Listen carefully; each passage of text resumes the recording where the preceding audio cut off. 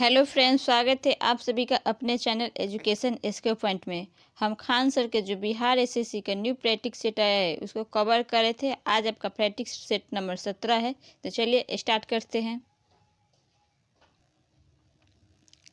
निम्नलिखित में से कौन सा स्थान क्षेत्र भारतीय घूरखर प्राकृतिक आवास है? तो कौन सा स्थान क्षेत्र है? तो लघु कच्छ रण है। लघु कच्छ रण को भारतीय घूरखर का प्राकृतिक आवास कहा जाता है, क्योंकि घूरखर एक वन्य पशु है जो दक्षिण एशिया का देशज है। और घूरखर यानी घोड़ा और गधा के खर हैं, और इसे गुजरात का जंगली गधा या बलूची जंगली गधा भी कहा जाता है। स्वर्ण जयंती ग्राम स्वराज योजना वर्ष में शुरू की गई है। तो कितने वर्ष में शुरू की गई है स्वर्ण जयंती ग्राम स्वराज योजना? तो 1999 में शुरू किया गया है। स्वर्ण जयंती ग्राम स्वराज योजना को 1999 से 2000 से शुरू किया गया है। पर स्वरोजगार से सभी पहलुओं जैसे परीक्षण, ऋण, प्रौद्योगिकी, बुनियादी ढांचा और विपणन में गरीबों का एक समग्र पैकेज है। और इस योजना का उद्देश्य क्या है? तो इस योजना का उद्देश्य गरीबी रेखा के ऊपर स्वायत्तता प्राप्त गरीब परिवारों को आय जनरेटिंग संपत्ति प्रदान करने और उन्हें लाने के लिए यह एक क्रेडिट सब्सिडी कार्यक्रम है।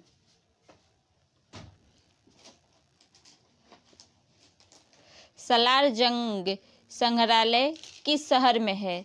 तो सालार जंग संग्रहालय किस शहर में है?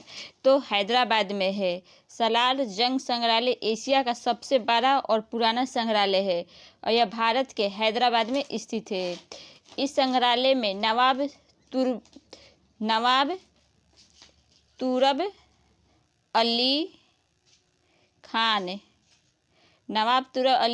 जिन्हें सालारगंज प्रथम के नाम से जाना जाता था।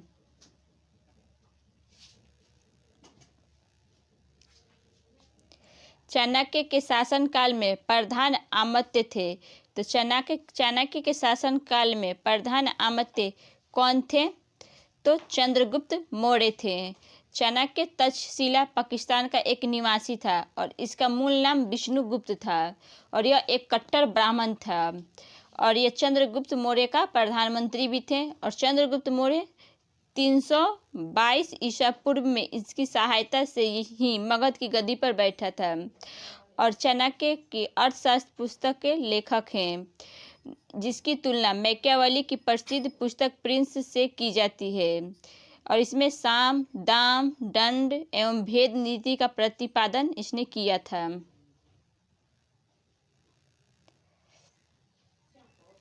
निम्नलिखित खिलाड़ियों में से कौन सा खिलाड़ी एक भारतीय पेशेवर टेनिस खिलाड़ी है? तो कौन सा है? तो रोहन बोपन्ना है।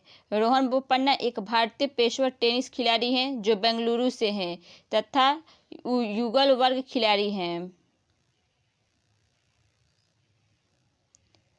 निम्नलिखित में से किस संवैधानिक संशोधन अधिनियम के तहत संवैधानिक संशोधन विधेयक के लिए राष्ट्रपति को अपनी सहमति प्रदान देना अनिवार्य कर दिया था? तो कौन है? तो 24वें संशोधन अधिनियम 1971 से। तो यह संसद की यह शक्ति दी गई है कि अनुच्छेद 13 और अनुच्छेद 68 में संशोधन कर मौलिक अधिकारों के सहित संविधान के किसी भी भाग में संशोधन कर सकती है और संविधान संशोधन विधेयक पर राष्ट्रपति को मंजूरी अपनी स्वीकृति देने के लिए बाध्य भी कर सकता है।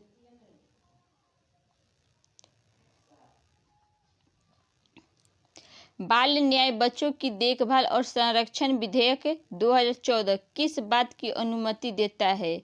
तो किस बात की अनुमति देता है? तो 16 से 18 वर्ष की आयु वाले किशोरों को जघन्य अपराध के लिए वयस्कों की तरह सजा दी जानी चाहिए।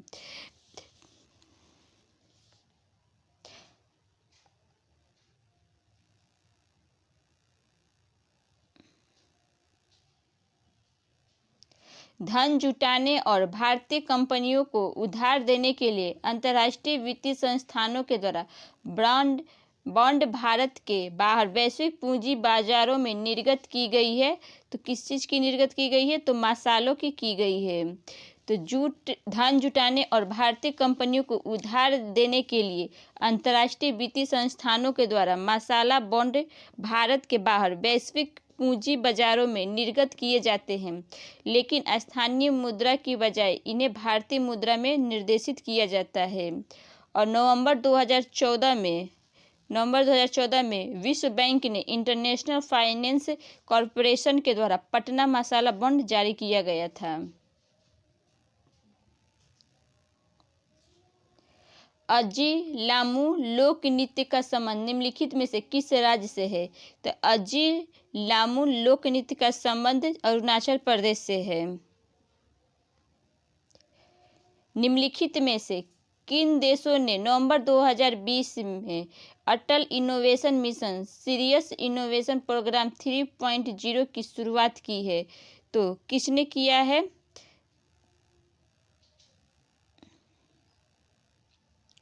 तो भारत और रूस ने किया है। तो नीति आयोग की प्रमुख पहल अटल नवाचार मिशन और रूस की साइरस ने मिलकर AIIMS Cyrus innovation programme 3.0 launch किया है। निम्नलिखित में से किस जनजाति का संबंध नीलगिरी पर्वतों से है? तो किस जनजाति का है? तो टोडा जनजाति का है।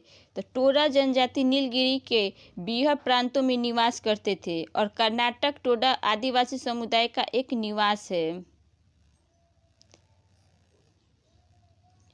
भारत म्यांमार सीमा पर निम्न में से कौन सी पहाड़ी भारत के पूर्वी पहाड़ी इलाकों की मिजो हिल्स और मणिपुर हिल्स को जोड़ती है?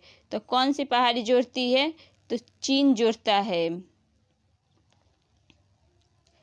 1864 और 1939 के बीच ब्रिटिश भारत की ग्रीष्मकालीन राजधानी रही थी। तो कौन सी रही थी? तो शिमला रहा था। 1864 में सर जॉन लॉरेंस ने आधिकारिक रूप से शिमला को अंग्रेजी शासन की ग्रीष्मकालीन राजधानी घोषित किए थे।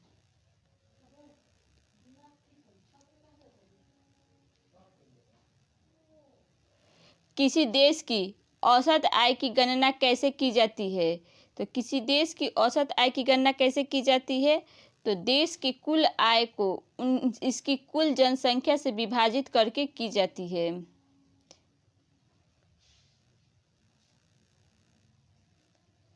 जेट इंजन किस सिद्धांत पर कार्य करता है? तो जेट इंजन रेखीय संवेग के संरक्षण के सिद्धांत पर कार्य करता है। और जेट इंजन एक प्रकार का प्रतिक्रिया इंजन है जो तेजी से चलने वाले जेट का निस्सरण करता है और जो जेट नोदन द्वारा प्रणोद उत्पन्न करता है, और यह रेखीय संवेग के संरक्षण के सिद्धांत पर काम करता है।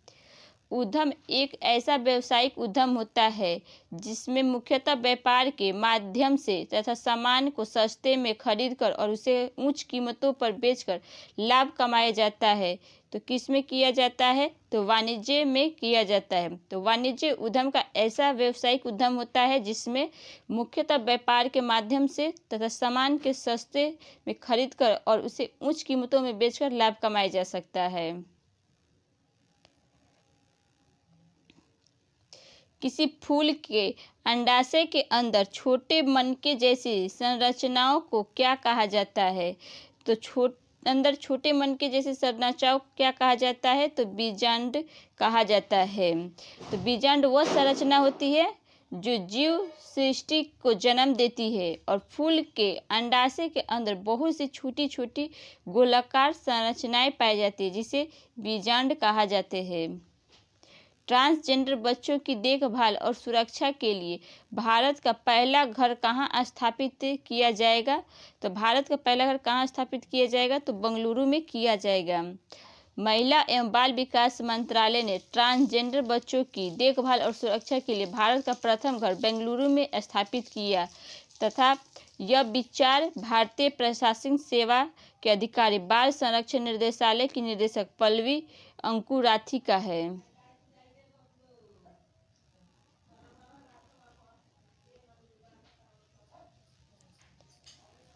महान फुटबॉलर डिएगो माराडोना जिनकी मृत्यु नवंबर 2020 में हुई थी, के नेतृत्व में उनके देश अर्जेंटीना ने में फीफा विश्व कप खिताब जीता था। तो कब जीते थे? तो 1986 में जीते थे। निम्न में से कौन सा नियम यह कहता है कि दो वस्तुओं के बीच लगने वाले बल उनके द्रव्यमानों के गुणनफल के समानुपाती होता है?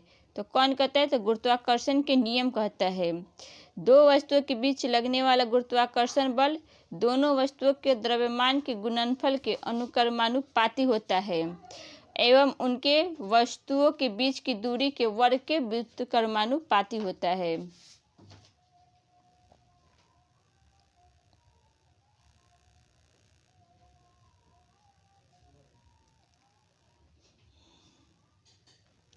भारत की जनगणना 2011 के अनुसार वर्ष और उससे अधिक आयु का कोई भी व्यक्ति जो किसी भाषा को समझ और पढ़ और लिख सकता है साक्षर माना जाएगा। तो किसको माना जाएगा साक्षर? तो 7 वर्ष और उससे अधिक आयु का कोई भी व्यक्ति जो किसी भाषा को समझ और पढ़ और लिख सकता है उसे साक्षर माना जाएगा। तो 7 वर्ष के अधिक आयु के व्यक्ति को। समुद्री निकाय और समुद्र में पानी होता है। तो समुद्री निकाय और समुद्र में पानी कैसा होता है? तो खारा होता है।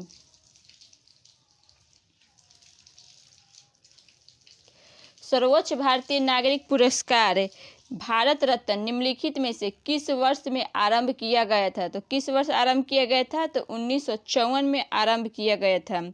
तो भारत सरकार के द्वारा 2 जनवरी 1954 में भारत रत्न पुरस्कार की शुरुआत राष्ट्रपति राजेंद्र प्रसाद के द्वारा की गई थी तथा यह पुरस्कार राष्ट्रीय सेवाओं में अपने उत्कृष्ट योगदान हेतु प्रदान किया जाता है। भारत का सर्वोच्च नागरिक सम्मान है यह। और यह पुरस्कार सर्वप्रथम 3 व्यक्तियों को दिया गया था। पहले राधा कृष्ण, दूसरा राजगोपालाचारी और तीसरा सीवी रमन को दिया गया था। ओरल रिहाइड्रेशन सॉल्यूशन की अनुशंसा से पीड़ित व्यक्ति के लिए की जाती है।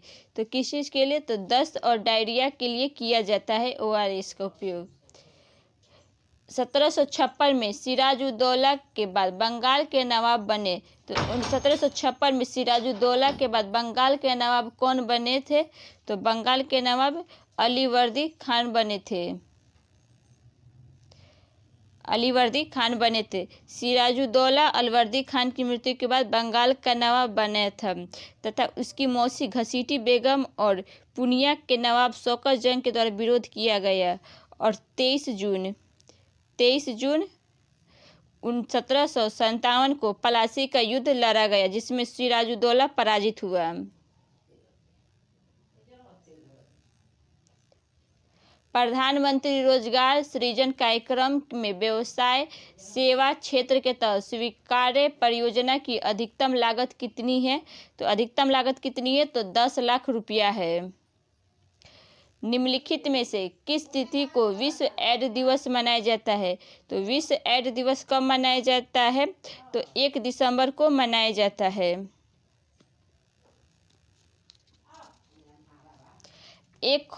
एक खोखली लौकी में बांस के 2 छोटे पाइप लगाकर बनाए गए एक सुशिर वाद्य यंत्र है जिसे ज़्यादातर सपेरों के द्वारा इस्तेमाल किया जाता है।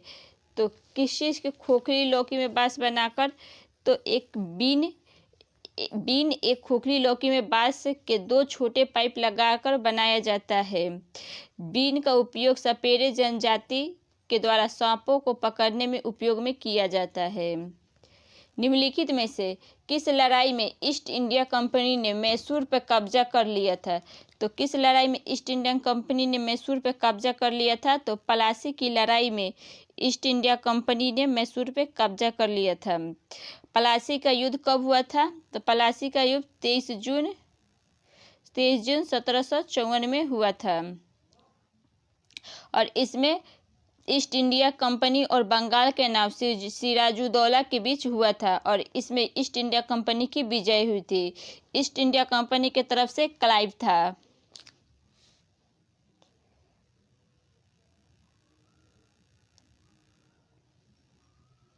भारतीय दंड संहिता की धारा 510 के अनुसार एक शराबी व्यक्ति के द्वारा सार्वजनिक रूप से दुराचार करने की सजा साधारण कारावास के साथ दंडनीय है, जो 24 घंटे तक बढ़ाई जा सकती है, या जुर्माना जो रुपये तक बढ़ाया जा सकता है, या इन दोनों के साथ दंडित किया जा सकता है।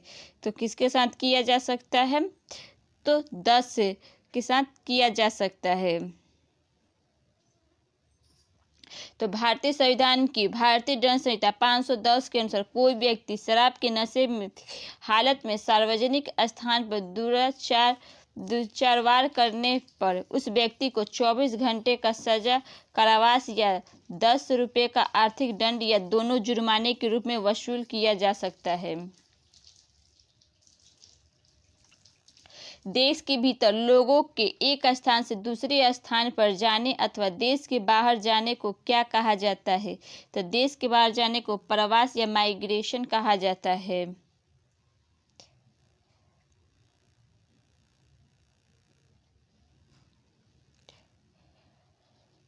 और ताप्ती नदियाँ एक दूसरे से लगभग समानांतर बहती है, लेकिन विपरीत दिशाओं में खुद को खाली कर देती है। तो कौन सी नदी है? तो नर्मदा नदी, ताप्ती नदियाँ एक दूसरे के लगभग समानांतर बहती है, लेकिन विपरीत दिशा में खुद को खाली कर देती है।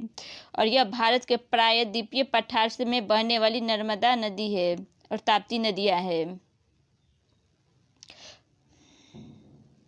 हमारे सौरमंडल के बाहर निम्नलिखित में से ऐसा कौन सा ग्रह है जो आमतौर पर हमारी आकाशगंगा में किसी अन्य तारे की परिक्रमा करता है? तो कौन सा है? तो एक्सोप्लैनेट है। विश्व बैंक के द्वारा वर्गीकृत सकल राष्ट्रीय आय में के आधार पर भारत किस आय वर्ग में आता है? तो भारत किस आय वर्ग में आता है? तो निम्न मध्य आय ग्रुप में आता है। तो विश्व बैंक के द्वारा वर्ष 2018 पर आधारित एक रिपोर्ट 2019-20 में प्रस्तुत की गई थी कि इसमें विश्व बैंक ने 46 देशों की एक सूची बनाई गई, जिसमें भारत भी निम्न मध्यम आय वर्ग में आता है।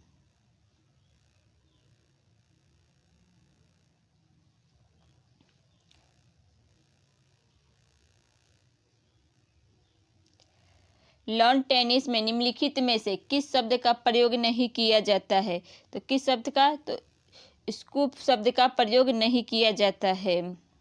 भारत के संविधान के किस अनुच्छेद के द्वारा अस्पृश्यता को समाप्त कर दिया गया है और किसी भी रूप में इस प्रथा को प्रचलन निषेध किया गया है?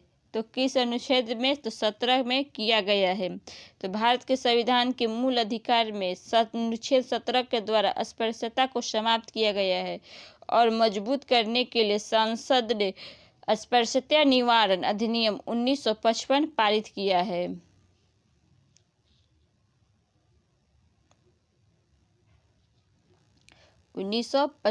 पारित किया है।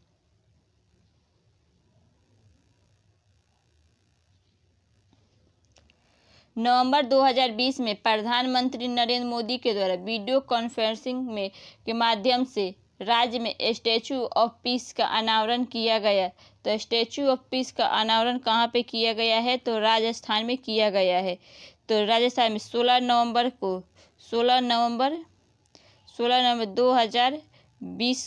2020 को प्रधान नरेंद्र मोदी ने जैनाचार्य विजय वल्लभ सूरिशवजी महाराज की 191वीं जयंती पर उनके सम्मान में स्थापित स्टैचू ऑफ पीस का वीडियो कॉन्फ्रेंसिंग के माध्यम से अनावरण किया।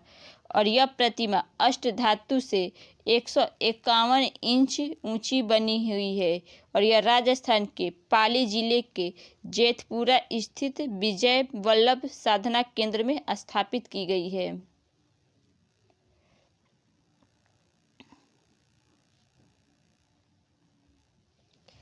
पुरातात्विक स्थल में जमीनी खुदाई में सीढ़ियों के साक्ष्य प्राप्त हुए हैं। तो सीढ़ियों के साक्ष्य कहाँ से प्राप्त हुए हैं? तो बुर्ज होम से प्राप्त हुए हैं। तो पुरातात्विक स्थल बुर्ज होम में जमीनी खुदाई में सीढ़ियों तथा मालिक के साथ कुत्ते को भी दफनाने का साक्ष्य प्राप्त हुआ है। मालिक और पशुओं के अति प्रेम की जानकारी प्राप्त होती है इससे। और R37 के रूप में इसे जाना भी जाता है। खुल्लम लोक नृत्य निम्नलिखित में से किस राज्य से संबंधित है? तो खुल्लम लोक नृत्य मिजोरम से संबंधित है। बेटी शासकों द्वारा जबरन श्रम के रूप में एकत्र किया गया कर था। तो कौन सा कर था? तो चोल किसके शासनकाल में? शासकों में। तो चोल में किया गया था। तो बेटी चोल शासकों के द्वारा जबरन श्रम के रूप में एकत्र किया गया कर था। अरुणाचल प्रदेश के अंजा जिले के सीमावर्ती गांव किबुथु में वाइब्रेट विलेज प्रोग्राम किसने लॉन्च किया है? तो किसने लॉन्च किया है वाइब्रेट विलेज प्रोग्राम को? तो अमित शाह ने लॉन्च किया है।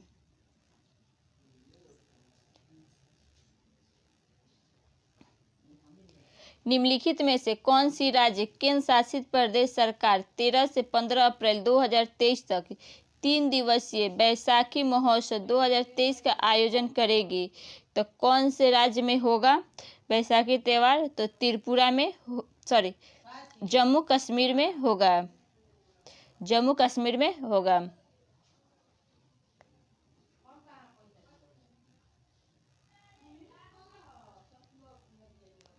सांख्यिकी और अंतर्राष्ट्रीय पुरस्कार 2023 से किसे सम्मानित किया गया, जिसे अक्सर सांख्यिकी का नोबेल पुरस्कार कहा जाता है?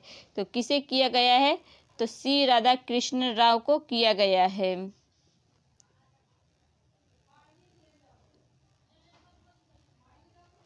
प्रधानमंत्री नरेंद्र मोदी ने नवीनतम बाघ जनगणना डेटा जारी किया है, जो दर्शाता है कि 2018 में 2967 से 4 वर्षों में देश की बाघों की संख्या में कितनी वृद्धि हुई है?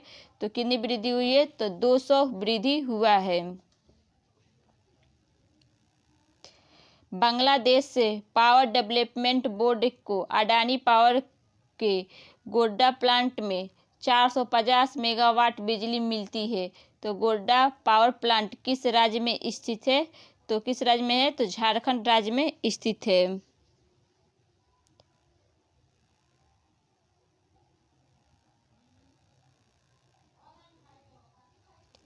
गोल्डमैन पर्यावरण पुरस्कार 2023 किसे प्रदान किया गया है? तो गोल्डमैन पर्यावरण 2023 एलेसेंड्रा कोराप को प्रदान किया गया है। वयोवृद्ध राजनीतिज्ञ और पूर्व न्यायाधीश मोहम्मद शहाबुद्दीन चिपू ने किस देश के 22वें राष्ट्रपति के रूप में शपथ ली है? तो किसने लिया है? तो बांग्लादेश में लिया गया है।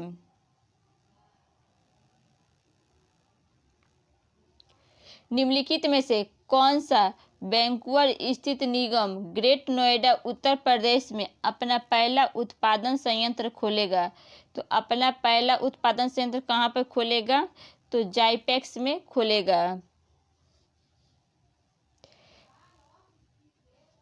25 अप्रैल को किस शहर ने एक अद्वितीय खगोलीय घटना का अनुभव किया है, क्योंकि इसकी छाया सतह से गायब हो गई थी? तो किसने किया है? तो अहमदाबाद ने किया है। अहमदाबाद ने किया है।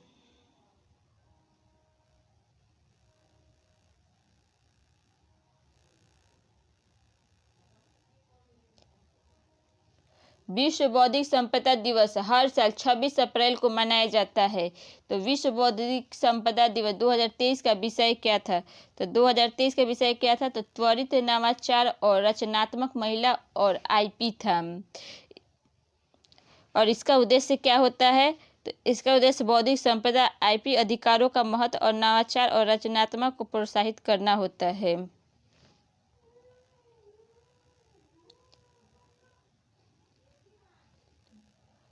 किसकी कमी में लाने के लिए भारत और फ्रांस ने मोबिलाइज योर सिटी के कार्यान्वयन अनुबंध पर हस्ताक्षर किया है।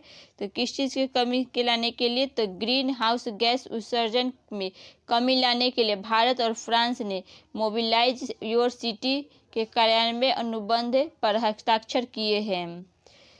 संक्षारण एवं जंग लगने से बचाने के लिए लौह पर किए जाने वाले विद्युतीय लेपन में किस धातु का उपयोग किया जाता है? तो किस धातु का उपयोग किया जाता है? तो जस्ता का उपयोग किया जाता है।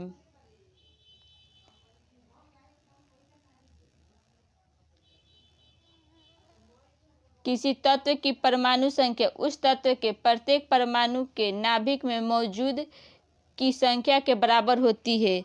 तो की मौजूद संख्या होती है तो प्रोटॉनों की संख्या के बराबर होती है।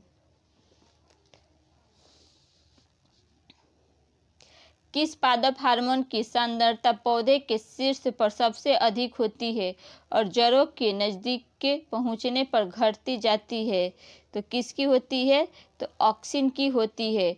ऑक्सिन पादप हार्मोन जिनकी सांद्रता पौधे के शीर्ष पर सबसे अधिक होती है और जड़ों के नजदीक पहुंचने पर घटती जाती है। साइटोकाइनिन हार्मोन का कार्य कोशिका विभाजन साइटोकाइनिन हार्मोन का कार्य कोशिका के विभाजन का होता है और एथिलीन हार्मोन का प्रयोग हम फलों को जल्दी पकाने में करते हैं और जेबरिन हार्मोन तने और पत्तियों की वृद्धि में सहायक होता है। निम्नलिखित में से कौन सा जंतु उभयचर श्रेणी के अंतर्गत आता है? तो कौन सा जंतु उभयचर श्रेणी के अंतर्गत आता है? तो टूड है। भौतिक भूगोल की कौन सी शाखा स्थलाकृतियों उनकी उत्पत्ति एवं संबंधित प्रक्रियाओं के अध्ययन के लिए समर्पित है? तो कौन सा है? तो भू आकृति विज्ञान है। तो भौतिक भूगोल को भू आकृति विज्ञान शाखा स्थल आकृतियों तथा उनकी उत्पत्ति एवं संबंधित प्रक्रिया के अध्ययन के लिए समर्पित है।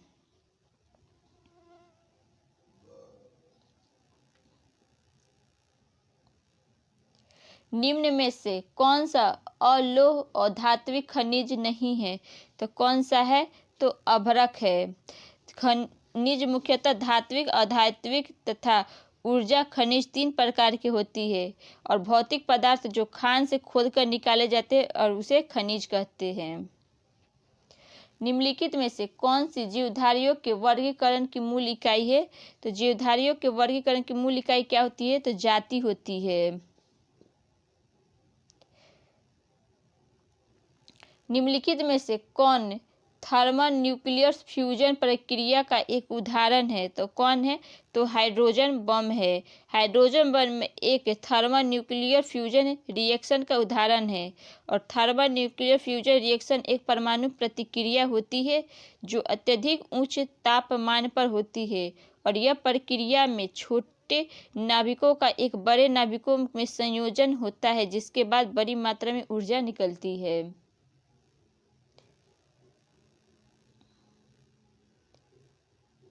विटामिन सी की कमी से इनमें से कौन सा रोग होता है?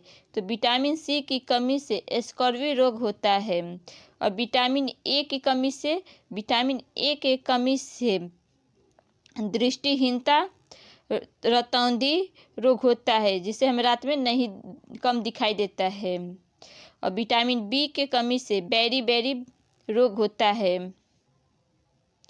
उर्वरकों के पैक पर मुद्रित अक्षर एनपीके क्या दर्शाते हैं? तो एनपीके क्या दर्शाते हैं? तो नाइट्रोजन, पोटेशियम, फास्फोरस दर्शाते हैं। इनका अनुपात क्या होता है? तो 12:32:16 होता है और इसका उपयोग दाने वाली सरसों, गेहूं, धान में किया जाता है।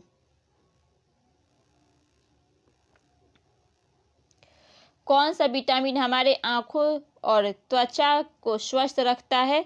तो हमारे आँखों और त्वचा को कौन सा विटामिन स्वस्थ रखता है? तो विटामिन ए रखता है। प्रोगामेबल रीड ओनली मेमोरी का संक्षिप्त रूप क्या होता है? तो PROM होता है। रोम का फुल फॉर्म क्या होता है? तो रीड ओनली मेमोरी होता है। रैम का रैंडम एक्सेस मेमोरी होता है।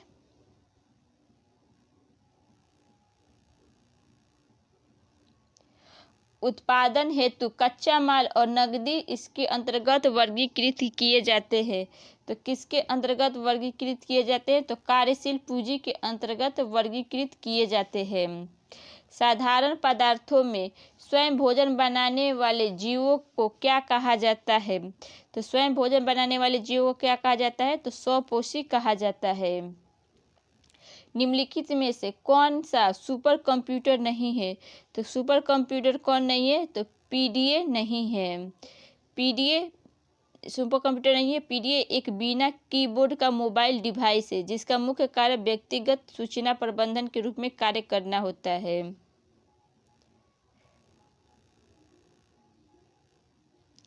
निम्नलिखित में से कौन सा परमाणु ऊर्जा उत्पादन का एक प्रमुख दोष नहीं है?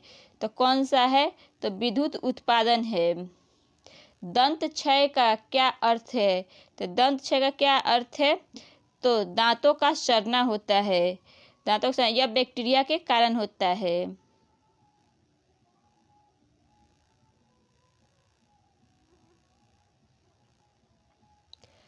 उस पुनरावृत्ति परावर्तन को क्या कहा जाता है जिसके कारण ध्वनि की निरंतरता का आभास होता है? इसको क्या कहा जाता है? तो प्रतिध्वनि कहा जाता है।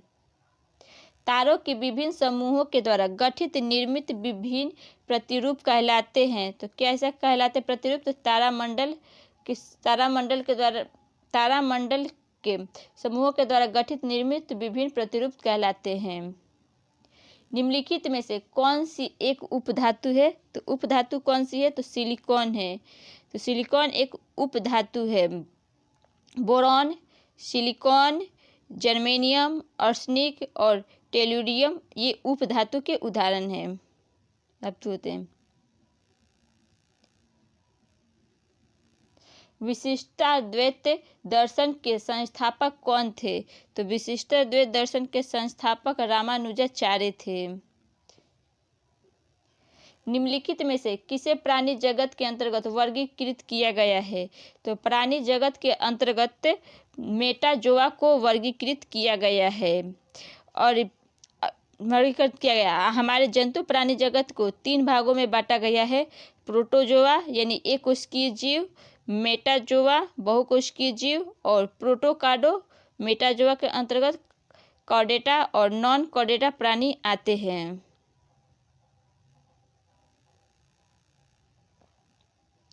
किसी चट्टान में नतवल्य को क्या कहा जाता है? तो नतवल्य को क्या कहा जाता है? तो अभिनति कहा जाता है। निम्नलिखित में से क्या जम्मू कश्मीर में स्थित है? तो जम्मू कश्मीर में कौन सा स्थित है? तो दाचीग्राम राष्ट्रीय उद्यान स्थित है। और इस उद्यान का स्थापना 1981 में हुआ था। और यह जम्मू कश्मीर के उच्च शीतोष्णकटिबंधीय में स्थित है। यह पार्क के समुद्र तल की औसत ऊंचाई से 2990 मीटर है और 141 किलोमीटर में यह फैला हुआ है।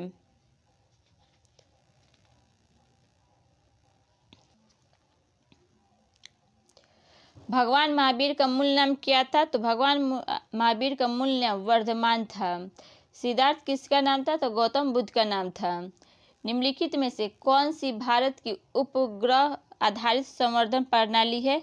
तो कौन सा है? तो गगन है। 2022 में राष्ट्रमंडल खेल कहाँ आयोजित होंगे? तो 2022 में राष्ट्रमंडल खेल कहाँ पर? तो दिल्ली में आयोजित होंगे। राष्ट्रमंडल खेल का आयोजन सर्वप्रथम कब हुआ था? तो 1930 में हुआ था और यह हर 4 साल में संपन्न होता है।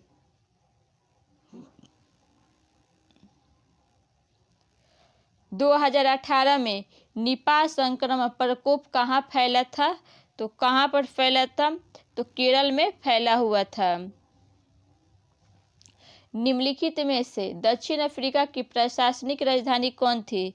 तो दक्षिण अफ्रीका की प्रशासनिक राजधानी प्रिटोरिया थी।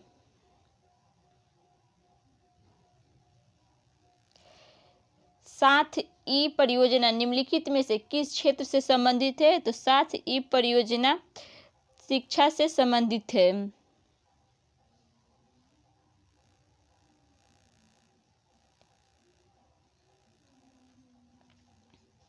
निम्नलिखित में से कौन अकोशरुकी प्राणियों में शामिल नहीं है? तो कौन शामिल नहीं है? तो सरीसृप शामिल नहीं है। सरीसृप अकोशिकीय प्राणियों में शामिल नहीं है और अकोशिकीय प्राणियों में पुंज रज्जु अनुपस्थित होता है और पृष्ठ खोखली तंत्रिका रज्जु अनुपस्थित तथा ग्रसनीय क्लोम द्वारा अनुपस्थित होती है और हृदय पृष्ठ भाग में होता है। और इसके विपरीत सभी लक्षण कॉटेडाटा या कोशुरुकी प्राणियों में उपस्थित होते हैं। जोजिला टनल प्रोजेक्ट कहाँ स्थित है? तो जोजिला टनल प्रोजेक्ट जम्मू कश्मीर में स्थित है।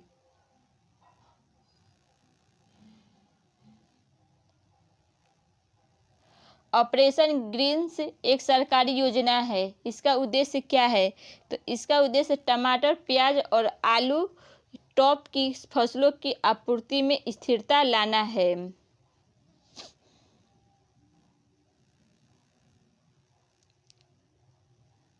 असम और अरुणाचल प्रदेश को जोड़ने वाला भारत का सबसे लंबा सड़क रेल पुल क्या कहलाता है?